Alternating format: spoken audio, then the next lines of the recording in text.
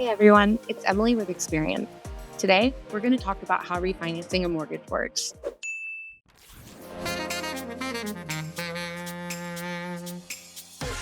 When you borrow money to purchase a home, one big goal is to get the lowest interest rate possible on your mortgage. Given the size of mortgages, even a slightly lower interest rate can mean more affordable payments and spending potentially thousands less in interest over the life of the loan. If interest rates are high, you might settle for a steep rate in hopes of refinancing later on once rates come back down again. But refinancing is not always a money saver and it can be really complicated. So let's cover how it works. In simplest terms, refinancing means taking out a new mortgage loan to pay off your original one. Why would you do that? Here are 4 common reasons why. Number 1, to lower your mortgage interest rate, which can lower your monthly payment and the amount of interest you'll pay over time. Number 2, to change your rate type, like switching from an adjustable rate mortgage with unpredictable payments to a fixed rate mortgage with consistent payments. Number 3, to change the loan term to be longer or shorter. Number 4, to tap into your equity and take cash out for a large expense or debt consolidation. Unfortunately, refinancing is not as simple as just renegotiating the terms on your existing mortgage. The process requires getting an entirely new loan similar to the original one, closing costs and all. Let's go over the process in 5 quick steps. First, you'll assess your current financial situation. Just like with your original mortgage, refinancing lenders will want to review your credit, debts, income, and employment history. If any of those are in worse shape than when you took out your first mortgage, it could be harder to get approved or to get favorable terms that will make refinancing worth it. Also, make sure your budget can handle the upfront costs. Refinancing requires many of the same closing costs you already paid on a first mortgage, including a new home appraisal. These closing costs can add up to anywhere between 2 to 6% of the entire loan balance, meaning you'll pay thousands of dollars to close the deal. Second, it's research time.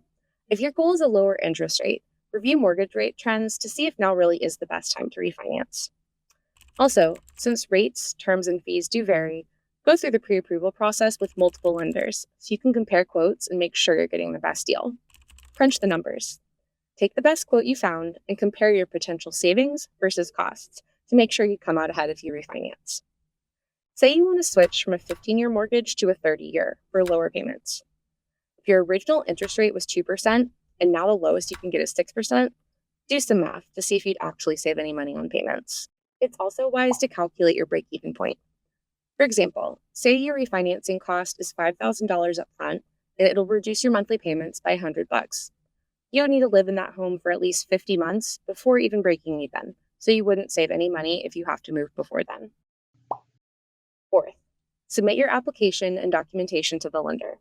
Processing takes on average about 48 days from application to closing, but it can vary. Lastly, you'll sign the closing documents. Then the lender pays off your original loan and opens the new one. Or if you did a cash out refinance, you'll get all that money in a check or wire transfer.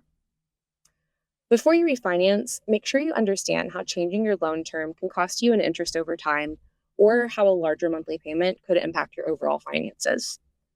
Also, know how it can affect your credit due to inquiries on your credit report and shortening your credit history when your original mortgage loan gets closed.